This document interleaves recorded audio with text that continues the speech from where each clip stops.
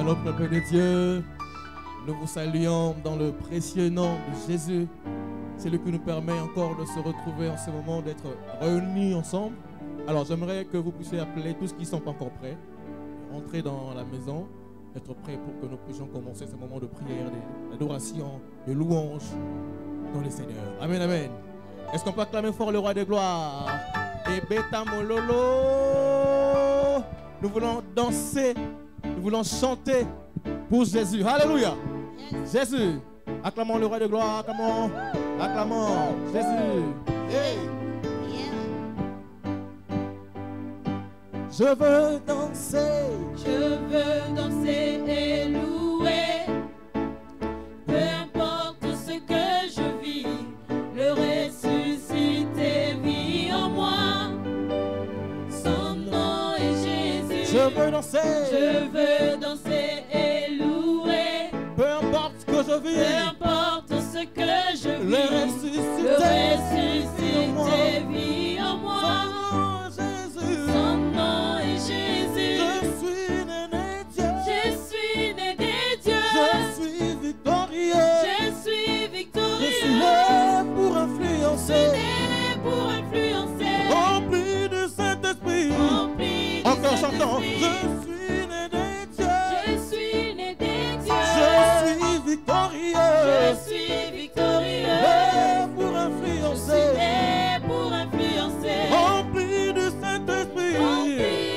Acclamons le Seigneur. Acclamons le Seigneur. Jésus est merveilleux. Hey. Alléluia. Chantons. Toute arme forgée contre moi. Toute arme forgée contre moi. Et nul sans effet. Et nul est sans effet. Le ressuscité vit en moi. Son nom est Jésus. Toute arme forgée contre moi. Et nul est sans effet. Le ressuscité vit en moi. Son nom est Jésus. Je suis né des dieux. Je suis né des dieux. Je suis victorieux. Je suis victorieux. Je suis né pour influencer. Pour influencer. Rempli du Saint-Esprit. Rempli du Saint-Esprit. Je suis né des dieux. Je suis né des dieux. Je suis victorieux. Je suis victorieux. Pour influencer. Pour influencer. Rempli du Saint-Esprit. Rempli du Saint-Esprit.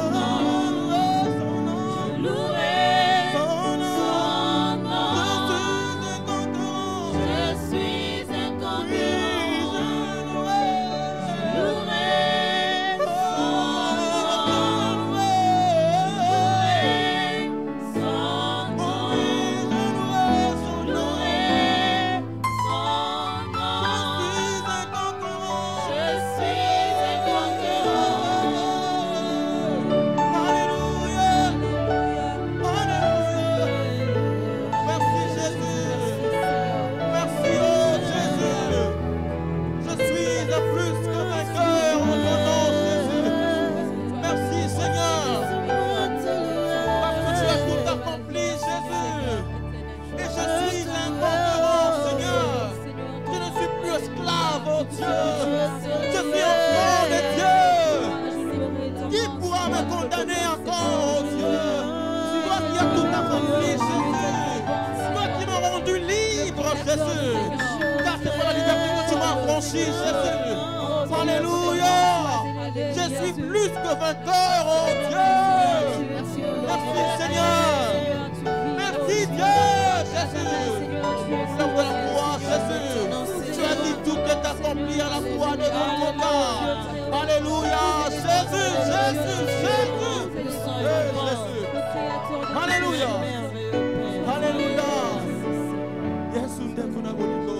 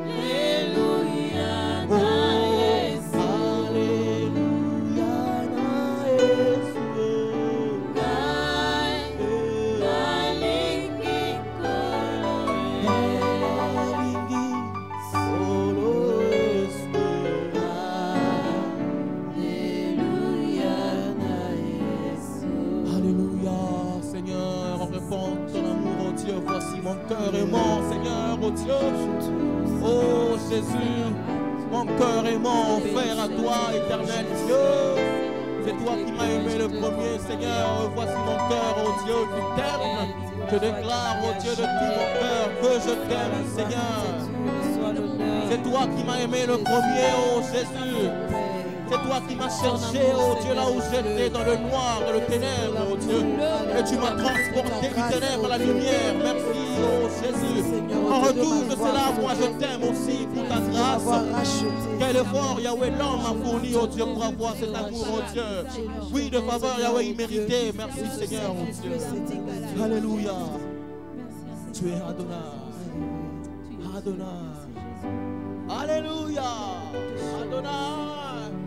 Oh, Sharabo, c'était à maman et ma chérie. Merci, oh Dieu. Jésus, Adonai. Oh, Shamaya, c'était Reboya, c'était. Alléluia. Oh, Jésus. Créateur de toutes choses, c'est toi, Adonai. Jésus. Hey. Créateur de toutes choses. Adonai. Tu réponds quand je t'appelle. Adonai. Créateur de toutes choses. Créateur de toutes choses. Adonai. Adonai. Tu réponds quand je t'appelle. Tu réponds quand je t'appelle. Adonai. Créateur de toutes choses. Créateur de toutes choses. Adonai. Tu réponds quand je t'appelle. Tu réponds quand je t'appelle. Alléluia. Adonai. Créateur de toutes choses. Créateur de toutes choses. Adonai. Tu réponds quand je t'appelle. Tu réponds quand je t'appelle. Adonai. Créateur de toutes choses. Adonai. Adonai. Tu me réponds quand je Tu t'appelle. réponds quand je t'appelle. Adonai. Adonai.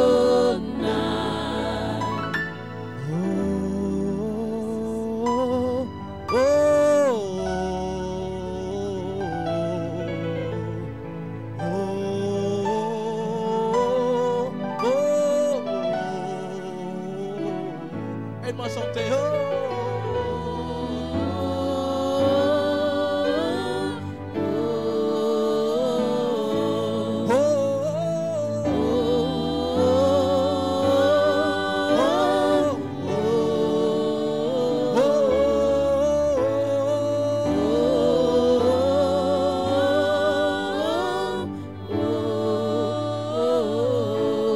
Alléluia. Il a dit que c'est fini. Oh, mon histoire est écrite. Oh, il a dit que tout est fini. Il a dit que c'est fini. Oh, Oh, mon histoire est écrite. mon histoire est écrite. Alléluia. Oh, Accompli, signe ensemble. accompli, Sa signe Golgotha. ensemble. La Golgotha. La suivre ensemble. La suivre La ensemble. Golgotha. La Yesu Golgotha. accompli, signe ensemble. Accompli, signe ensemble. La Golgotha. La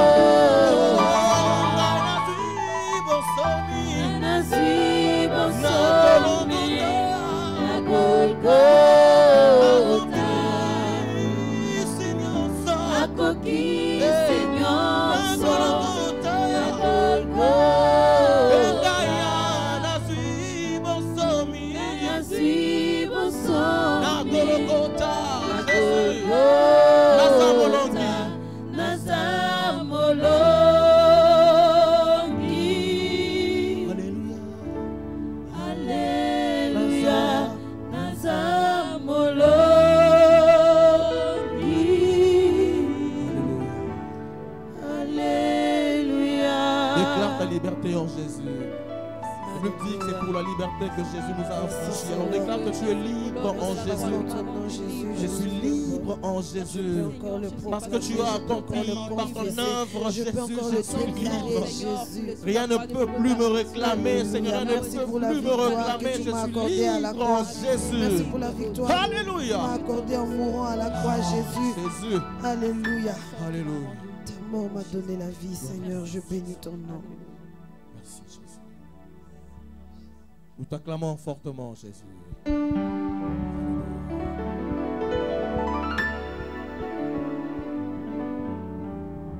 allons passer à l'écoute de la parole. Nous vous souhaitons une très bonne écoute de la parole de Dieu. Amen. Amen. Shalom bien-aimé, que Dieu soit béni pour ce temps qui nous permet encore de parler de sa part. Ça fait très longtemps, malgré les confinements, mais la parole de Dieu n'est pas confinée, ni Dieu non plus n'est pas confiné. Alors, l'apôtre Paul dit dans toutes circonstances favorables, annoncer l'évangile. Donc l'évangile n'est pas confiné, l'évangile doit être annoncé à tout moment et en tout lieu. Que Dieu vous bénisse là où vous êtes en train de nous suivre. Et je pense que nous allons passer des moments bénis dans la présence de Dieu. Si tu peux dire Amen avec moi. Amen. Ok, nous allons lire la parole de Dieu dans Romains chapitre 12, le verset 1er. Romains chapitre 12, le verset 1er, c'est un passage biblique que nous connaissons tous, même par cœur. Alors, je vais nous proposer deux versions. La première version, c'est la parole de vie que je vais pouvoir lire, et la deuxième version également. La Bible dit ceci, Romains chapitre 12, le verset 1. Frères et sœurs, chrétiens, Dieu est plein de bonté pour nous. Alors, je vous demande ceci. Offrez-lui votre personne et votre vie. C'est le sacrifice réservé à Dieu et qui lui plaît. Voilà le vrai culte que vous devez lui rendre. Ça, c'est la parole de vie. Alors, je lis la deuxième version. C'est le semeur. La Bible dit ceci. Je vous invite donc, frères, à cause de cette immense bonté de Dieu, à lui offrir votre corps comme un sacrifice vivant, saint et qui plaise à Dieu. Ce sera là, de votre part, un culte spirituel. Alors, bien-aimés, dans ce passage que nous venons de lire, nous voyons l'apôtre Paul en train d'exhorter, en train de suppléer même ses enfants à la fois, en leur demandant de pouvoir offrir leur corps comme un sacrifice vivant, saint et agréable à Dieu. Alors, avant d'aller trop loin, je pense que pendant ce temps de confinement, bien-aimé dans le Seigneur, j'étais en train de réfléchir. J'ai passé des moments de réflexion pendant tout ce temps et j'ai remarqué que l'Éternel nous a enseigné, mais il n'y a que des hommes spirituels qui ont compris c'est quoi la leçon que Dieu nous a donnée pendant ce temps de confinement. Et vous savez, bien-aimé, c'est ma première fois dans ma vie chrétienne de vivre une Pâque non célébrée, de passer une Pentecôte non célébrée comme d'habitude. C'est vrai, la Pâque est significative pour notre vie chrétienne. Pour tous les chrétiens du monde entier, la Pâque, c'est la véritable fête des enfants de Dieu, la Pâque. Mais regardez comment cette Pâque s'est passée. La Pâque s'est passée chacun chez lui dans la maison. Et nous l'avons passée comme ça, en méditation personnelle. Et la Pentecôte même. Bien aimé, ces événements doivent nous amener dans une profonde réflexion. Moi, je me pose la question, est-ce que Dieu n'avait pas besoin de nos célébrations? Si, il en avait besoin. Mais qu'est-ce que Dieu a besoin réellement? Parce que s'il en avait besoin, mais pourquoi n'a pas permis que cela puisse avoir lieu? Est-ce que nous allons dire que le coronavirus est plus que Dieu, le corona a privé à Dieu l'adoration qu'il lui fallait? Non. Le coronavirus n'est qu'un événement qui passe. Mais la Bible dit plutôt, tout passera, mais notre Dieu demeure éternellement. Alors c'est pour dire, bien aimé dans le Seigneur, que la leçon que moi j'ai tirée tout au long de ces moments, c'est ça même qui fera l'objet de notre exhortation de ce soir. Alors, l'exhortation de ce soir, je l'ai intitulée « Une vie culte ». Une vie culte. Je ne sais pas le dire en lingala. Bomoi, lo sambo, to bomoi. Je ne sais pas moi, comprenez là, comme vous l'entendez. Bien aimé dans le Seigneur, une vie culte. Dans ce passage, nous voyons l'apôtre Paul en train de pouvoir demander aux Romains de pouvoir offrir à Dieu leur corps. Et cette offrande-là devient de la part de Dieu un culte raisonnable. un culte raisonnable. Alors pendant ces temps de confinement, bien aimé dans le Seigneur, je sais que beaucoup de gens attendent que les églises ouvrent leurs portes pour aller rendre culte au Seigneur. C'est vrai, nous avons toujours tendance à rendre culte à Dieu, les cultes publics. Mais maintenant que le culte public est interdit, alors Dieu, comme étant un Père omniscient, avait déjà prévu ce temps ici, au travers des paroles de notre apôtre Paul, qui nous recommande d'offrir à Dieu nos corps comme un sacrifice saint, vivant et agréable à Dieu, ce qui sera de notre part un culte raisonnable, un culte spirituel, un culte vrai. Donc pour dire, bien aimé dans le Seigneur, que Dieu avait déjà prévu un autre moyen d'adoration, un autre moyen où nous, les enfants de Dieu, nous devions lui rendre culte. Et ce moyen-là, c'était une offrande de notre vie. C'est l'offrande de notre vie. C'est pourquoi j'ai intitulé ce message « Une vie culte ». Bien aimé dans le Seigneur, ta vie doit être un culte. Ta vie doit être un culte. Il faut que ta vie soit un culte. Je ne sais pas si pendant ce temps de confinement, bien aimé, tu as rendu à Dieu un culte. Peut-être que tu attendais que les pasteurs soient là devant toi en train de te prêcher, comme d'habitude, que les choristes chantent et que les intercesseurs puissent peut-être, comment dirais-je, donner un sujet de prière afin que tu puisses prier.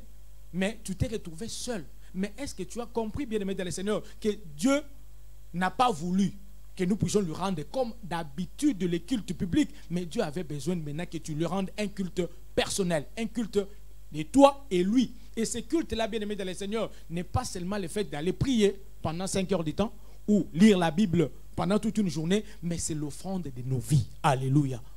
Bien aimé dans le Seigneur, je pense que c'est très important que nous puissions comprendre ces choses. Et pendant que je suis dans ces moments de confinement, ce passage ne fait que me remonter à moi. Ce passage ne fait que remonter à moi, bien aimé dans le Seigneur.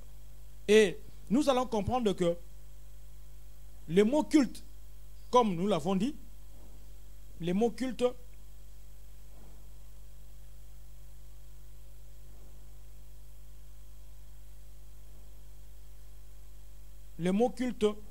que je venais de mentionner vient du verbe colere en latin, du nom cultus, qui signifie tout simplement adorer.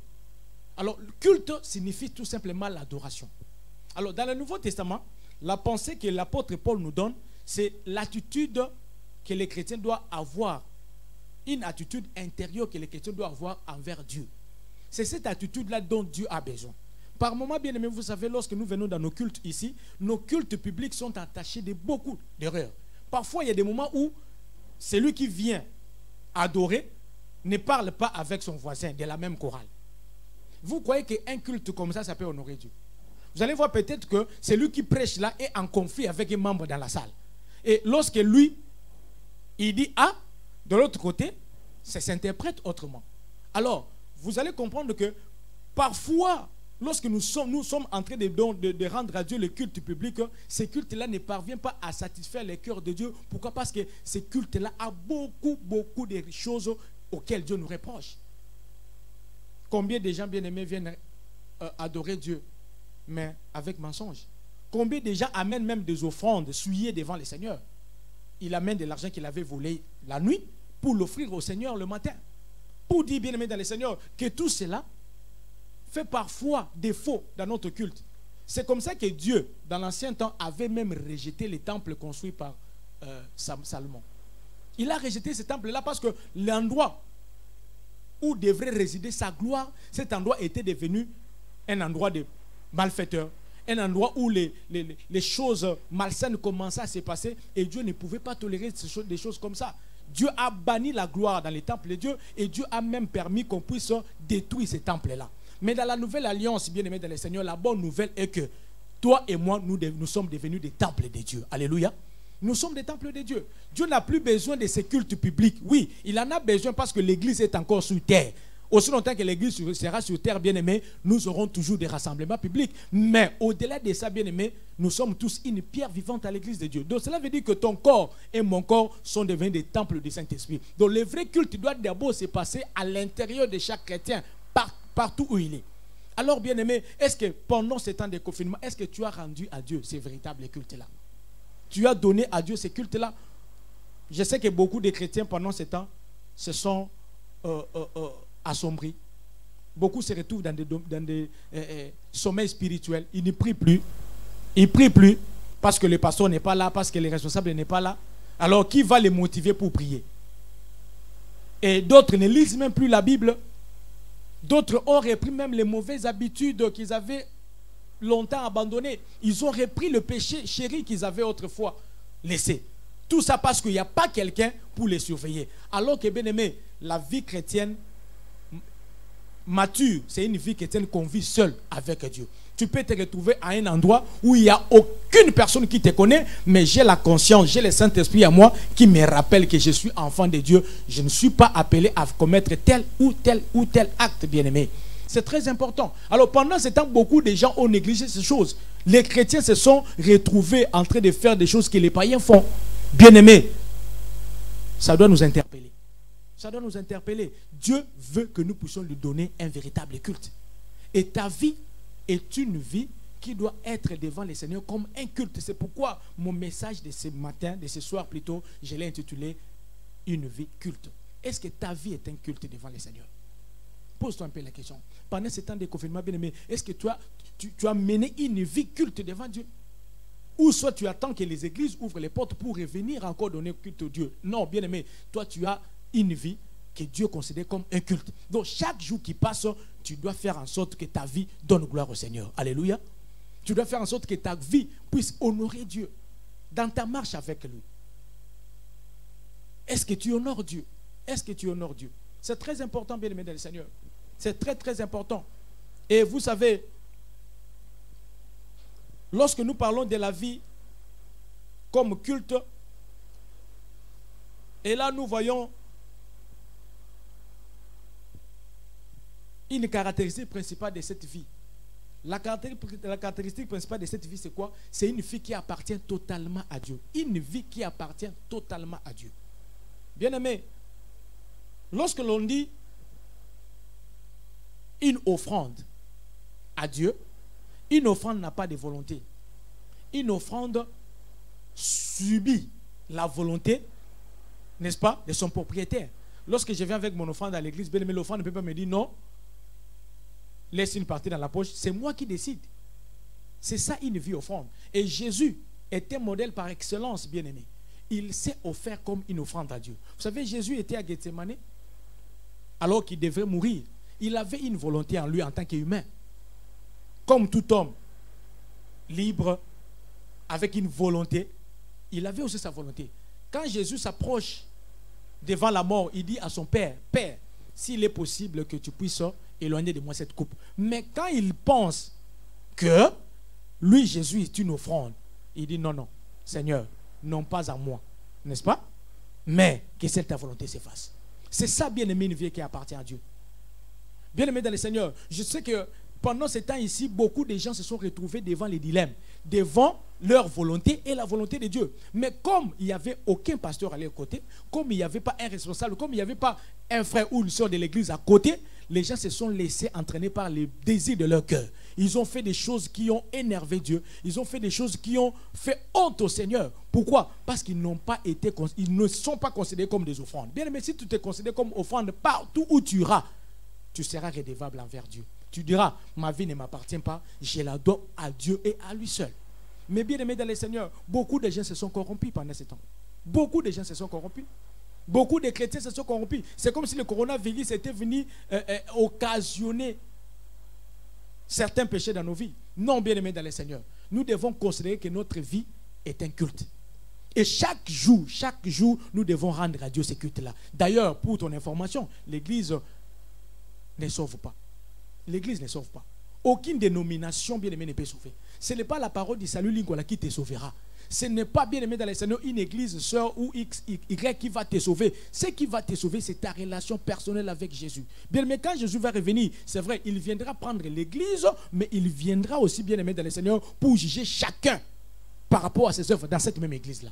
Donc, nous serons enlevés en tant qu'église, mais dans cet ensemble-là, bien-aimé, Dieu va juger chacun par rapport à ses œuvres. C'est pourquoi, toi, tu dois avoir une vie culte. Ne considère pas que cette vie-là t'appartient. Alors, j'aimerais te poser la question, est-ce que ta vie est un culte devant le Seigneur? Est-ce que ta vie est un culte? Si ta vie n'est pas encore un culte, bien-aimé, il est temps que tu puisses encore revoir les choses. Ce n'est pas tard, bien-aimé, tu peux encore revoir les choses. Tu peux encore revoir les choses. Je l'ai toujours dit, vous savez, parfois, les événements que nous sommes en train de voir ici, c'est venu brusquement. Ça nous a tous surpris. Qui pensait, bien-aimé dans le Seigneur, qu'aujourd'hui, nous ferons des jours et des jours à la maison sans venir au culte public? Qui pensait, bien-aimé dans le Seigneur, que même les dimanches, les églises seront fermées pendant plusieurs mois? Qui pensait à ça? Personne n'a jamais pensé à ça. Personne n'a jamais pensé à ça. Ça, c'est vraiment une grande leçon que Dieu nous donne. Et chacun de nous doit tirer, bien-aimé dans le Seigneur, des leçons pendant ce temps. Nous devons comprendre que ce qui importe à Dieu, bien-aimé, ce ne sont pas nos cultes ici. Non. Ce qui importe à Dieu, c'est nos vies. Ce qui importe à Dieu, bien-aimé, c'est que nous soyons comme des offrandes à Dieu. C'est pourquoi Paul dit, cela sera un culte raisonnable. Lorsqu'on parle d'un culte raisonnable, en grec, les termes utilisés là-bas, c'est logique. Donc, un culte logique, cela veut dire quoi? Puisque Christ est mort pour moi, logiquement, moi aussi, je dois me faire une offrande. C'est ça. Le culte là, ce n'est pas un culte inconscient que nous donnons à Dieu. Non, c'est un culte conscient, un culte basé sur la logique. Donc, Christ est mort à la croix. Il s'est offert comme un sacrifice. Christ n'avait pas regardé à sa volonté. Il s'est donné corps et âme pour que moi je sois sauvé. Et par conséquence, moi aussi, logiquement, je dois aussi m'offrir à Dieu comme un sacrifice, comme une offrande. C'est ça. Dans notre version, il est dit un culte intelligent, un culte raisonnable. Bien aimé, Dieu nous a dotés de l'intelligence. Nous devons lui rendre un culte intelligent. Cela veut dire, quand je m'approche de Dieu, je dis non, c'est Dieu m'a sauvé. C'est Dieu m'a donné la grâce. C'est Dieu a fait ceci, cela pour moi. Et par reconnaissance à ce Dieu-là, moi je dois faire quoi? Je dois m'offrir à lui. Mais beaucoup de chrétiens aujourd'hui ne sont pas des offrandes. Beaucoup de chrétiens ne sont pas des offrandes. Bien-aimés dans le Seigneur, ne sont pas parmi les chantres qui ne sont pas offrandes. Non. Tu viens seulement pour chanter, tu donnes la belle voix, mais tu n'es pas offrande. Non, ça ne sert à rien. Ne sont pas parmi les prédicateurs bien-aimés qui ne sont pas des offrandes. C'est vrai, tu es là, tu prêches la parole de Dieu. Quand tu prêches, les gens disent Amen, les gens tombent. Bien-aimé, mais si tu n'es pas encore offrande, bien-aimé, tu n'es pas agréable au Seigneur. Tu peux être là, bien-aimé, intercesseur, en train d'intercéder, même en train de guérir les malades. Mais si tu n'es pas bien-aimé dans le Seigneur, une offrande pour Dieu, sache que jusque-là, tu n'as pas encore atteint le point focus auquel Dieu t'attend. Donc, tout ce que nous devons savoir est que Dieu veut que nos vies soient un véritable culte. Bien-aimé, ta vie doit être un culte.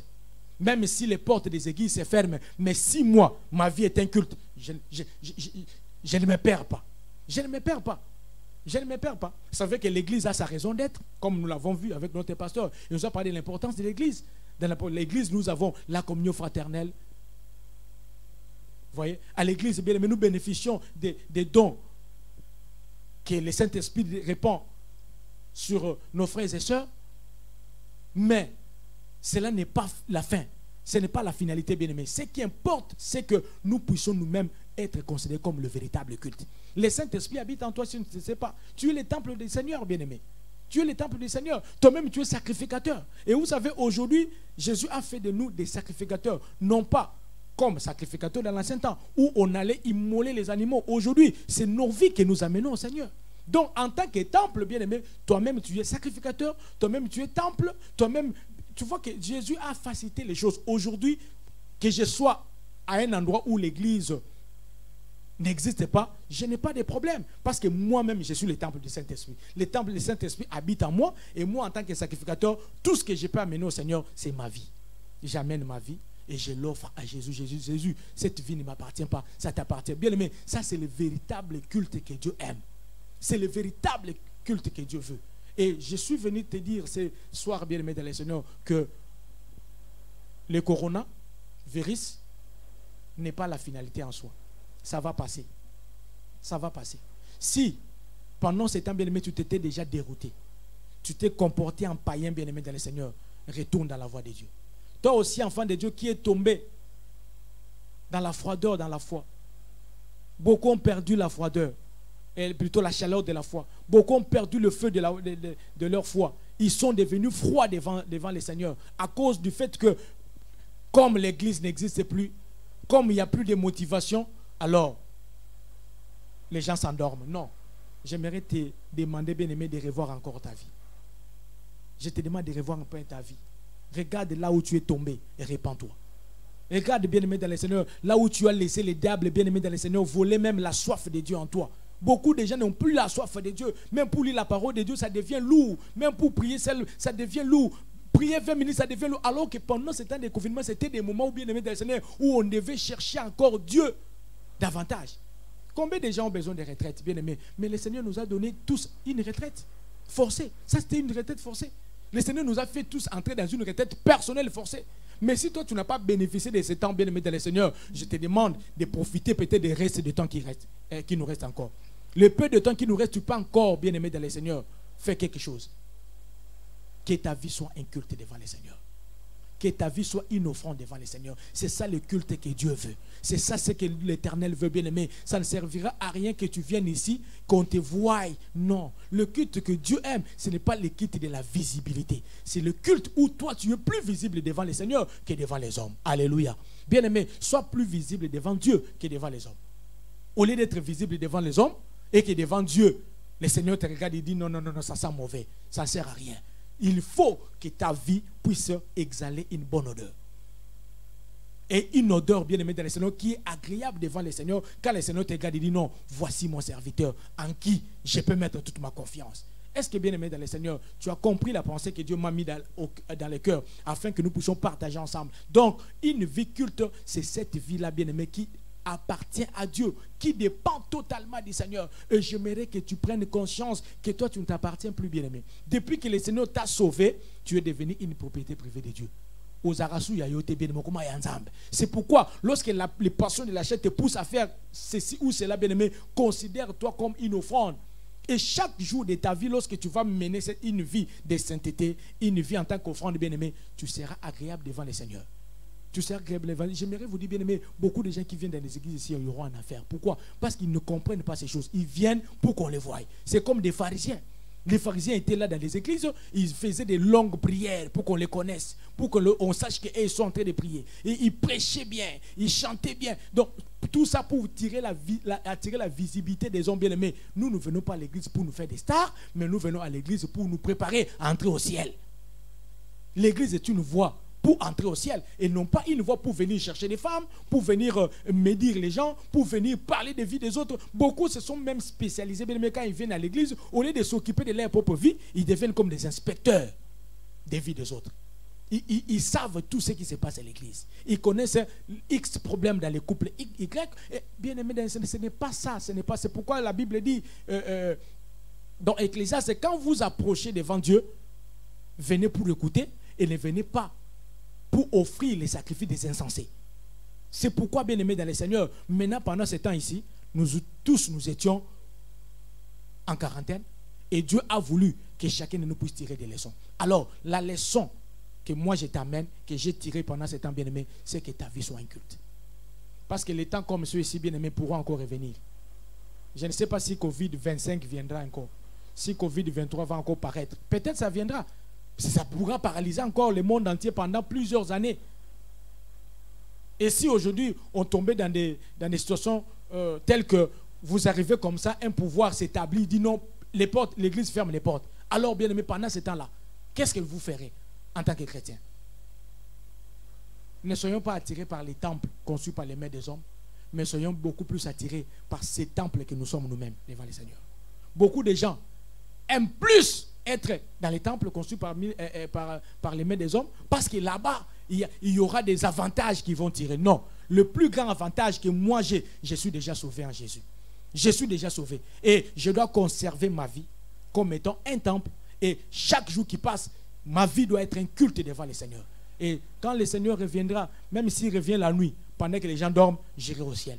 Même si le Seigneur revient pendant que les gens sont distraits, j'irai au ciel. Pourquoi? Parce que je conserve ma vie comme un culte. Bien-aimé, que ta vie soit comme un culte. Que le Seigneur te bénisse.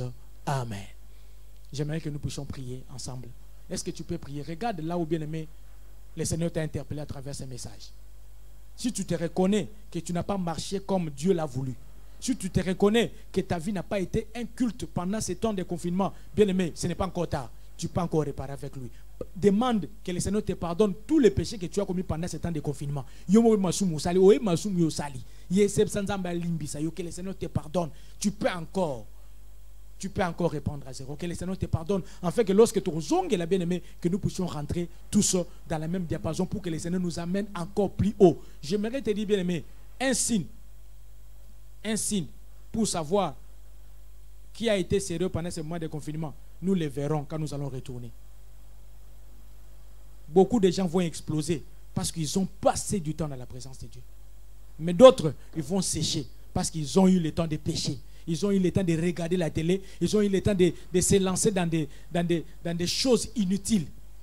Mais ceux-là qui ont vraiment passé du temps devant le Seigneur, ils sont comme des gros camions qui ont reçu du carburant.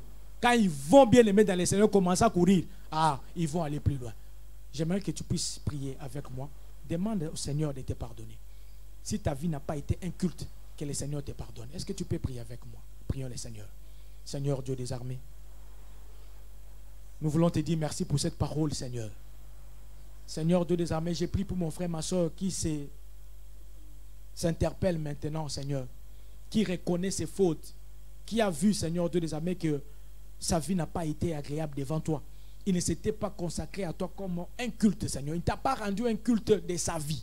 Seigneur, pardonne, pardonne. Et comme tu es le Dieu de toutes tes restaurations, restaure les vies, Seigneur Dieu. Restaure toute vie, Seigneur, là où le péché avait encore pris place, Seigneur Dieu des armées. La Bible dit, là où le péché a abondé, la grâce de Dieu a surabondé. Que ta grâce surabonde encore, afin que tu donnes la vie à quelqu'un. Seigneur, bénis mon frère, bénis ma soeur. Laisse que cette parole trouve de la place dans nos cœurs. Et que le Saint-Esprit de Dieu continue à nous instruire, continue à nous parler, afin que, Seigneur Dieu des armées, notre culte soit vraiment un culte raisonnable et que nos vies soient des véritables cultes devant toi. Merci notre Dieu, au nom de Jésus. Amen.